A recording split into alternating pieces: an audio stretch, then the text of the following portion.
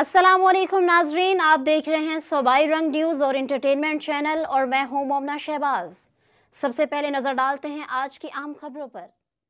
मिलावटी दूध सप्लाई करने वालों के खिलाफ पंजाब फूड अथॉरिटी की कार्रवाइयां जारी। रावलपिंडी डिवीजन में 78,528 लीटर दूध की चेकिंग, जबकि 1,595 लीटर दूध तल्फ।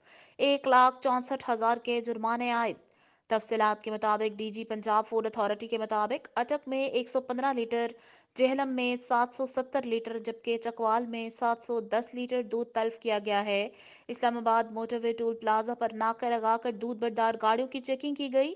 जालसाजी पर 5 सप्लायर्स को भारी जुर्माने आयद किए गए। डीजी फूड अथॉरिटी ने बताया कि जेहलम में कवायद और जवाबित की खिलाफ वर्जियों पर 4 गाड़ियों के खिलाफ कार्रवाई अमल में लाई गई। चकवाल में दूध में पानी की मिलावट पर 4 गाड़ियों को जुर्माना किया गया। अटक में मिलावटी दूध की स्टोरेज पर 6 सप्लायर के खिलाफ एक्शन लिया गया। डीजी फूड अथॉरिटी का कहना था कि मिलावट से पाक दूध की फराहमी के लिए कार्रवाइयों का सिलसिला जारी है। शहरी किसी भी शिकायत की सूरत में हेल्पलाइन 1223 पर राब्ता करें।